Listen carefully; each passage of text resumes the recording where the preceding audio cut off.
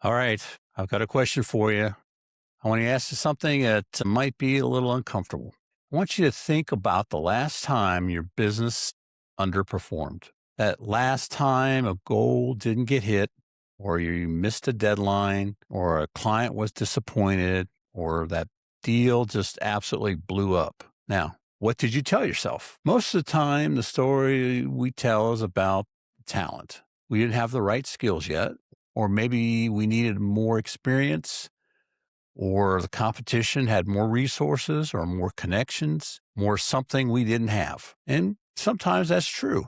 But most of the time, if you were honest, the gap wasn't talent. It was something a lot simpler and a lot harder to admit. It was the basics, done inconsistently or not done at all. John Wooden built the greatest dynasty in college basketball history. 10 national championships in 12 years. He coached Bill Walton, Kareem Abdul-Jabbar, and some of the most talented athletes of their generation. And the first thing he taught every single one of them when they arrived at UCLA was how to put on their socks. Not a play, not defense, not a philosophy of the game, socks. And today we talk about why. Because the gap between where you are and where you want to be is rarely talent. It's basics, done consistently, done well, and done without being asked. So let's get started.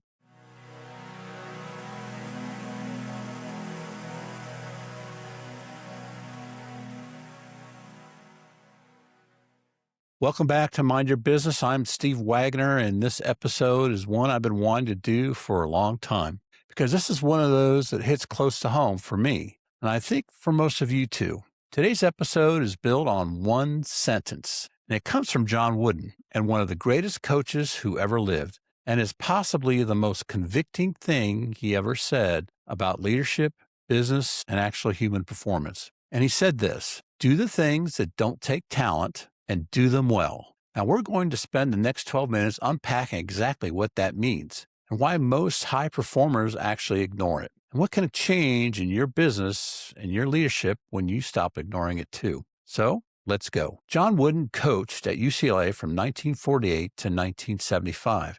In his final 12 seasons, his teams won 10 national championships, including 7 in a row. That's not a record. That is a different category of achievement entirely, and nobody has ever come close. When you study how he did it, you keep bumping into the same thing, an almost obsessive focus on the fundamentals, not the glamorous stuff, the boring stuff, the stuff that everyone else rushed past because they thought they were already past it. The sock story is famous in coaches' circles. Every new player, no matter how celebrated, no matter what they accomplished before, sat down with Wooden on day one and learned how to put on their socks and lace their shoes properly. No wrinkles, snug at the heel, laces tight. Why? Because of blisters. Because a wrinkle in a sock at the wrong moment in a game is the difference between full speed and hesitation. And in Wooden's world, there was no acceptable reason for hesitation caused by something you could control. That's the whole philosophy in one story. You control what you can control. You do it right every time before you think about anything else. He said, it's the little details that are vital, little things that make big things happen. Wooden wasn't naive about talent. He recruited the best. But he understood something most coaches and even most leaders never grasp. Talent is the ceiling, not the floor. The floor is built from something else entirely, and that something else is available to everyone. Angela Duckworth spent years researching what actually predicts success, not just in sports, but in business, military training, and education. Her conclusion aligned perfectly with Wooden's philosophy. And she said, enthusiasm is common, but endurance is rare. Enthusiasm is talent's cousin. It shows up early, it's exciting, it's contagious. Endurance is the no-talent discipline that determines everything else. And it's rare because it's hard. Not hard like complex, hard like unglamorous, hard like Tuesday morning when nobody's watching. Wooden identified several qualities that separated great players from merely good ones, and none of them required exceptional physical gifts. Now, I've distilled them down into 7 disciplines, 7 things that require zero talent, but will define your business, your team, and your reputation. Here they are. Discipline number 1, be on time. Punctuality is a statement about who you are. Wooden was exact about this. Not almost on time, not ready to start on time, ready before time. He believed that being late for anything was a form of disrespect, people waiting, to the work itself, and to the standard you claim to hold. In your business, punctuality isn't about clocks. It's about what your behavior communicates before you say a word. When you are consistently on time for meetings, for deliverables, for commitments, you are telling everyone around you, I take this seriously. I take you seriously. When you're late, the message is the opposite, and no amount of talent or charisma fully repairs it. Darren Hardy writes in his book, The Compound Effect, that small, consistent behaviors compound over time into enormous outcomes. Punctuality is the smallest compound investment you can make in your reputation, and it costs you nothing but intention. You will never do anything in this world without courage. It is the greatest quality of the mind next to honor. Discipline number 2, have a strong work ethic. Wooden said it plainly. Don't tell me how hard you work. Show me what you've done. Work ethic is one of those things everyone claims and few people actually demonstrate at the level that separates them.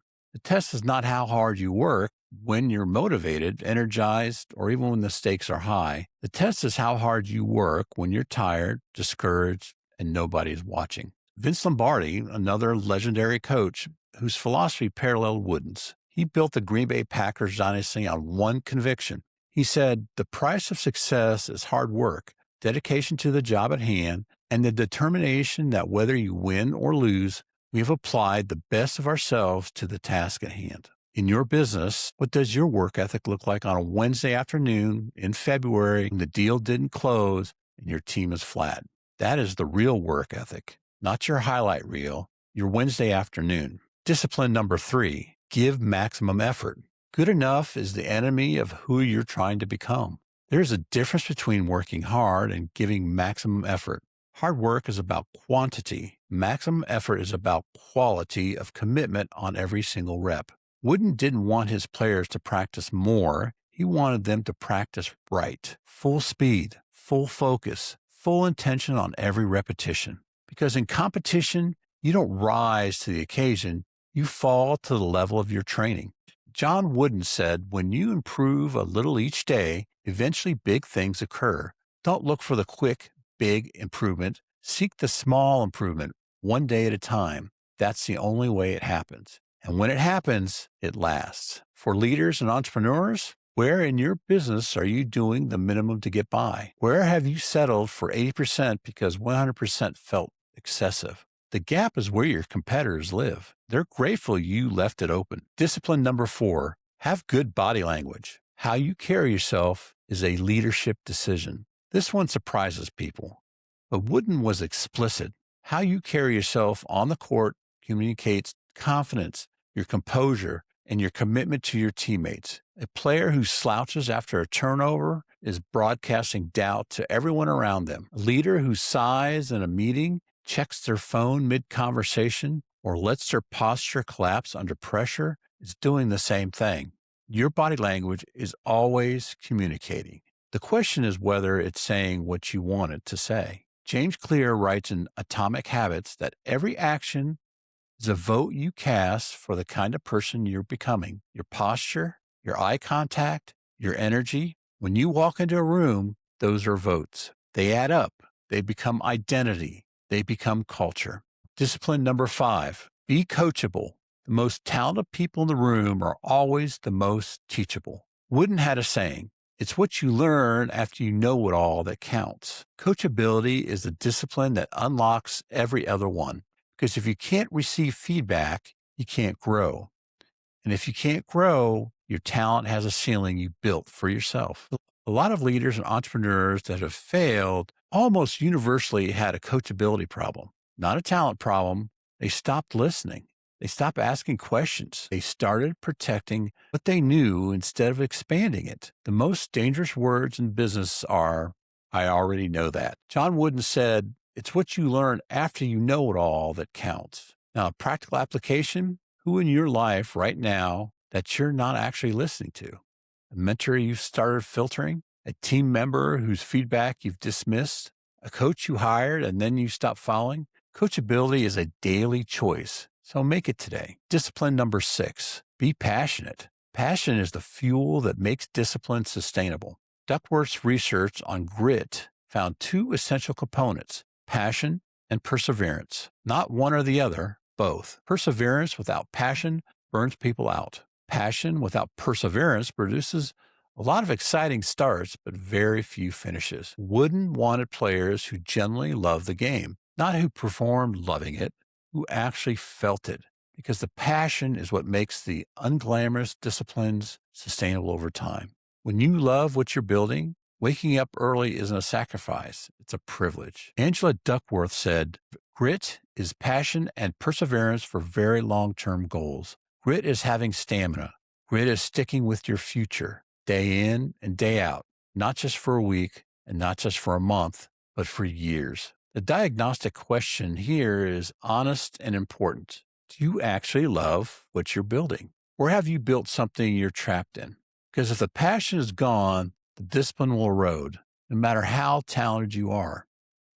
And if the passion is real, the discipline becomes almost automatic. Discipline number 7, be prepared. Confidence is not a feeling, it's a byproduct of preparation. Wooden's definition of success was not wins or losses, it was this: peace of mind attained only through the self-satisfaction of knowing you made every effort to do the best which you are capable of. Preparation is what makes the peace of mind possible, not the outcome, the preparation. When you have done the work, you walk into every room knowing you gave yourself every possible advantage. That is not arrogance, that is earned confidence. Wooden said, failure to prepare is preparing to fail.